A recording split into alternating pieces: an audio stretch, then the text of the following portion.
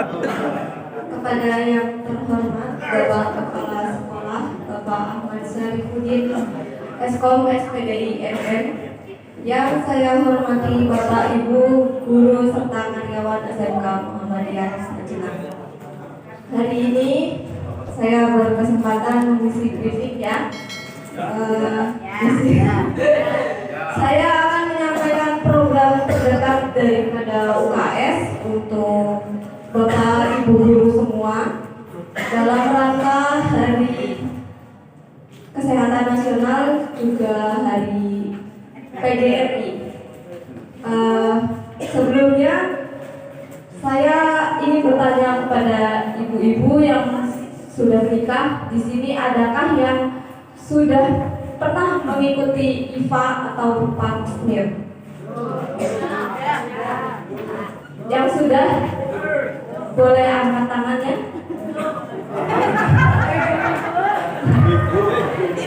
Ya.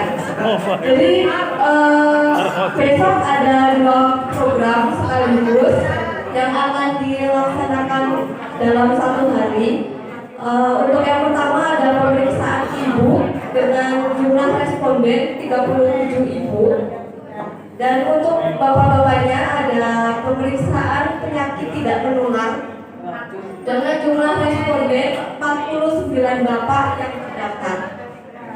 Dan tentu saja karena sekolah kita adalah sekolah yang besar, kita tidak hanya sendiri Bu, akan diikuti oleh beberapa sekolah. Dan ini adalah program dari Dinas Pendidikan. Jadi saya harap 86 responden dari SMK Muhammadiyah dapat mengikuti kegiatan tersebut dengan baik. Tidak ada alasan. Biasanya kalau ibu-ibu itu ada alasan.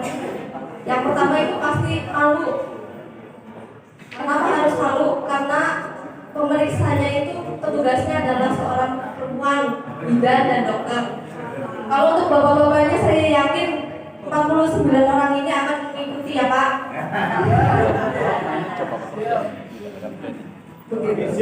Dan kegiatan tersebut tentunya sudah didukung sepenuhnya oleh Bapak Kepala Sekolah SMK Muhammadiyah Majenang. Dan pada hari ini saya akan memberikan penyuluhan sebelum kegiatan tersebut dengan judul kanker serviks dan pemeriksaan IFA. Apa itu kanker, Bu? Kanker. Kalau itu saya nggak tahu. Kanker itu adalah suatu penyakit akibat pertumbuhan yang tidak normal dari sel-sel jaringan tubuh yang berubah menjadi sel kanker. Dalam perkembangannya, sel-sel kanker dapat menyebar ke bagian tubuh dengan tubuh lainnya sehingga dapat menyebabkan kematian. Biasanya kalau orang awam itu kanker sering disebut dengan tumor. Padahal tidak semua tumor itu kanker, Bu. Lalu tumor sendiri itu apa? Tumor adalah segala benjolan yang tidak normal. Jadi kalau ada benjolan yang nggak normal itu perlu dicek ya Bu, apakah itu benjolan kanker atau bukan. Sedangkan kanker sendiri adalah istilah umum untuk kanker ganas. Gede apa orang ya? Nah, ini ada gambar ya Bu. Ini gambar leher apel atau serviks. Apel. Nah, ini yang ini namanya labium minora atau sering disebut bibir bawah. Nah, terus ini vagina ya Bu. Nah, ini kanker serviks. Ini serviks nih. Ini leher rahim. Bentuknya sedikit menonjol seperti ini. Nah, ini merupakan ujung dari liang senggama. Apa tuh? Eksternal. Nah, ini gambar serviks ya Bu. Ini gambar serviks yang sehat. Bentuknya masih bagus, tidak ada bintik-bintik ataupun yang lain. Ini adalah gambar serviks yang sangat-sangat sehat. Nah, untuk yang ini serviks dengan yang sudah terkena karsinoma atau kanker. Jadi di sini sudah mulai ada bintik pink seperti itu. Mayones. Kemarin saya sempat mengobrol dengan salah satu ibu guru. Bu, bisa nggak saya diperiksanya oleh suami saya saja? Mau dibuka seperti apapun, kalau tidak menggunakan alat, ini tidak akan terlihat, Bu. Jadi nanti pada saat pemeriksaan IVA itu ada alat masuk ke sini ya Bu, sampai sini. CCTV. Sakit. Dan itu nama alatnya adalah cocor bebek. Nanti, jadi bentuknya kayak mulut bebek masuk ke sini. Nah nanti di sini dioles seperti alat cotton bud seperti itu menggunakan asam asetat 5%. Nah nanti ketika hasilnya sehat maka akan terlihat seperti ini, Bu. Tapi kalau misalnya nanti ada tanda-tanda gejala mengarah ke kanker serviks, maka di sini akan timbul bintik-bintik putih di sini. Begitu. Nanti kalau misalnya ada yang hasilnya di sini bintik-bintik putih, puskesmas akan menganjurkan untuk pemeriksaan lebih lanjut. Biasanya akan dilakukan pap smear, diambil jaringannya, lalu dibawa ke lab. Nah, sebelum melakukan tes IVA, nanti ibu-ibunya disarankan 1 hari atau 24 jam untuk puasa dulu, Bu. Tidak melakukan hubungan dengan suaminya. Sekarang nggak boleh makan. Ibu nggak boleh makan. Puasa. Online. LDR. Barusan Pak Rahmat juga bertanya, apakah sakit? Tentu saja sakit. Apalagi seperti saya yang Bu sudah 7 bulan puasa pasti akan lebih sakit.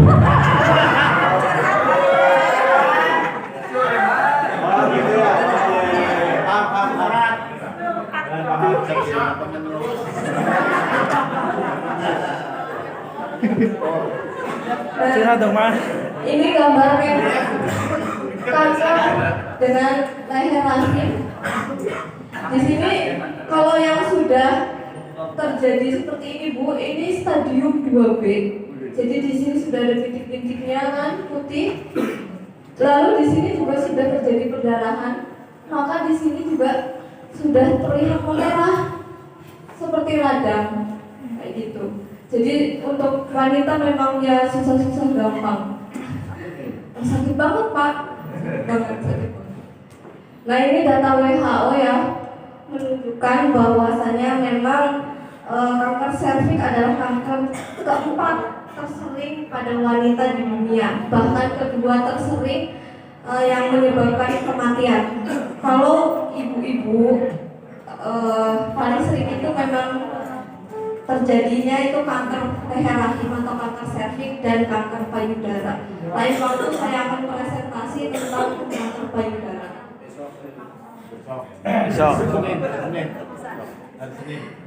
Nah ini penyebab kanker ya, ada Coklat. HPV 4, HPV 11, HPV 16 dan HPV 18. HPV itu adalah kuman papillomavirus. Jadi disebabkan oleh virus. Nah ini adalah kanker rahim.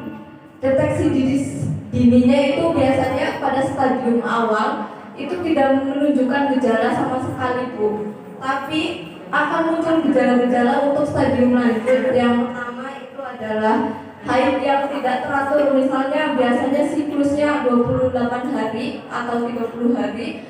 Ini haidnya menjadi lebih cepat atau lebih sering. Terus yang kedua, sering nyeri panggul. Biasanya kalau haid itu kan banyak juga ya anak-anak atau ibu-ibu. Padahal mitosnya kalau sudah menikah itu, kalau haid itu tidak sakit. Tapi beberapa yang memiliki gejala itu memang sering nyeri panggul, terutama bagian sini ya, Bu. Itu bahkan ada yang sampai pingsan. Nah kalau yang sampai pingsan atau tidak tahan nyeri bisa dikonsultasikan dengan dokter OB-GYN atau dokter kandungan. Yang ketiga, gejalanya adalah nyeri pada saat berhubungan seksual. Biasanya kalau yang normal-normal kayak gitu kan, kalau melakukan hubungan seksual itu kan rasanya ya begitulah, enak. Nah ini kalau memiliki gejala seperti ini Curhat. perlu dikonsultasikan ya.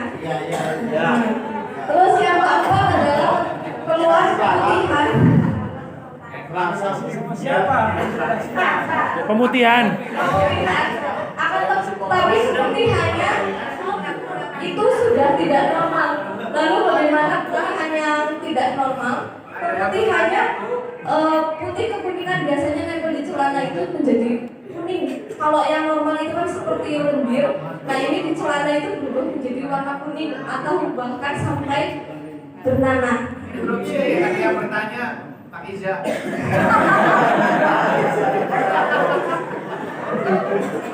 Lalu yang kelima adalah pendarahan spontan, padahal tidak sedang haid. Jadi tiba-tiba uap darah di celananya bercak atau darah segar seperti itu juga perlu dikonsultasikan lagi. Terus yang terakhir adalah pendarahan pada saat menopause. Pendarahan pada saat menopause biasanya seperti awal-awal menggunakan KBAYD, jadi lebih sering gitu.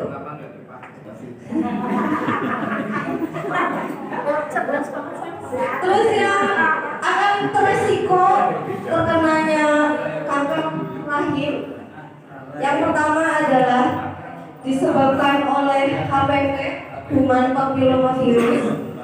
Itu HPV sendiri mudah ditularkan melalui kontak seksual. Yang pertama yang beresiko adalah yang menikah atau mulai melakukan aktivitas seksual di usia muda kurang dari 20 tahun atau sering disebut pernikahan dini. Tapi kalau pernikahan sih sah ya Pak ya. Yang kedua adalah berganti-ganti pasangan seksual.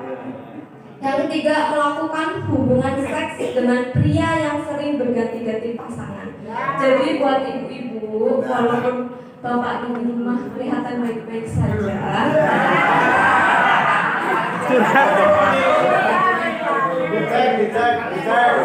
tetap harus dicek ya Bu. Karena bapak-bapak kalau lihat siswa-siswi yang cantik, tetap tidak berkedip Bu. Betul nggak Pak? Eman-eman ya Pak. Udah salah. Nah terus yang keempat, yang beresiko terkena kanker leher rahim adalah riwayat infeksi. Nah infeksi ini biasanya ditandai dengan ya keputihan tadi. Nah keputihan yang berlebihan ya. Terus yang kelima adalah perempuan yang memiliki riwayat melahirkan banyak anak. Jadi banyak anak juga kan sering mengeluarkan anak, apalagi yang normal ya, sering melahirkan secara normal. Itu kan melukai bagian bawah itu. Jadi rentan sekali terkena kanker serviks. Nah yang keenam adalah perokok pasif atau yang terpapar oleh rokok. Jadi buat bapak-bapaknya, karena kanker juga kan hanya tidak menyerang wanita saja Pak, menyerang bapak-bapak juga. Nah, kasihan dong temennya kalau merokok. Saya harap ada di pojokan atau ditutup, yang dikresek. Jadi merokok sendiri keracunan sendiri. Mati sendiri. Asalnya jangan dikeluarin telan aja. Karena ini penyebab kanker yang sangat-sangat tidak disadari oleh kita kayak gitu. Tidak hanya paru-paru saja yang terkena, tapi ini adalah pemicu dari kanker yang lain seperti itu. Nah, terus faktor resiko yang ketiga, ini ada memiliki riwayat kanker dalam keluarga. Terus yang ke-8 ini adalah personal hygiene atau kurang bersihnya, kurang kebersihan.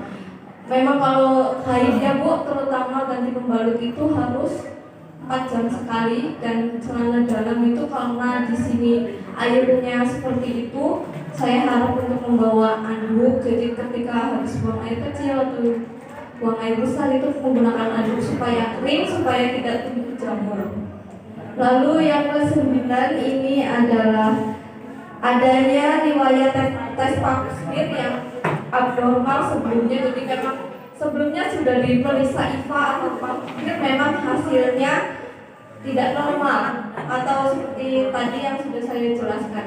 Lalu yang ke-10 penyebab resiko kanker rahim atau kanker serviks adalah penggunaan obat-obatan yang jangka panjang. Biasanya ini karena akhirnya penurunan imunitas atau daya tahan tubuh, seperti HIV itu kan memang pengobatannya jangka panjang ya, itu bisa menurunkan imunitas kita yang bisa menyebabkan kanker serviks atau kanker leher rahim. Nah, pencegahannya tentu saja yang pertama ini adalah tidak bergonta-ganti pasangan, yang misalkan pagi bajunya merah terus sore dengan wanita yang berbaju putih, kayak gitu, berganti-ganti pasangan ya. Terus yang kedua tidak melakukan pernikahan dini atau melakukan hubungan seksual sebelum usia 20 tahun. Yang ketiga, menghindari terpapar dari asap rokok atau rokok pasif dan aktif ya. Lalu pencegahannya yang ketiga adalah ini pap smear. Jadi besok puskesmas hari Minggu tanggal 11 itu sudah menyiapkan tempat ke sini dan mereka akan membawa ini Bu. Ini adalah meja objin atau meja tindakan, meja kandungan seperti ini. Nanti posisinya Ibu setelah duduk seperti ini, dan ini Ibu bidannya nanti memeriksa seperti itu. Lalu yang kedua pencegahannya adalah melakukan vaksinasi HPV. Nah ini juga sudah dilakukan kemarin kepada anak-anak kelas 5 SD yang belum mengalami menstruasi. Lalu ibu-ibu bagaimana bisa vaksin HPV atau tidak bisa, tapi biayanya cukup mahal. Jadi kita lakukan pencegahan-pencegahan seperti di atas saja, misalkan personal hygiene atau tidak bergonta-ganti pasangan. Nah, deteksi dini kanker rahim dengan metode pap smear atau metode inspeksi visual dengan asam asetat. Nah ini sangat dianjurkan untuk perempuan yang sudah melakukan hubungan seksual. Kalau belum menikah tapi sudah melakukan hubungan seksual juga besok wajib mengikuti ini ya Bu, untuk pemeriksaan. Tapi ini diutamakan memang untuk usia yang 30 sampai 50 tahun. Kalau 25 sudah menikah atau sudah melakukan hubungan seksual nanti tetap periksa. Cuma ini yang lebih diutamakan adalah usia 30 sampai 50 tahun. Nah ini untuk keuntungannya nanti bisa dibaca karena nanti PowerPoint-nya akan di-share atau dibagikan kepada grup masing-masing. Nah ini di mana tempat kita bisa melakukan IVA atau pap smear itu bisa di puskesmas, di rumah sakit atau klinik-klinik kesehatan yang lain. Akan tetapi besok tanggal 12 Desember kita akan melakukannya di SMK Muhammadiyah Majenang. Untuk ruangannya nanti ada di UKS dan ruangan-ruangan kelas di samping UKS. Nah, kanker itu bukan sesuatu yang bukan di luar kemampuan kita ya Bu, tapi kanker itu bisa kita cegah salah satunya dengan melakukan deteksi dini, yaitu dengan pengecekan IVA, terus hidup sehat, terus meningkatkan kualitas hidup. Lawan kanker bersama kita sehat. Segera periksa, jangan tunggu sakit ya Bu. Terima kasih. Wassalamualaikum warahmatullahi wabarakatuh. Waalaikumsalam.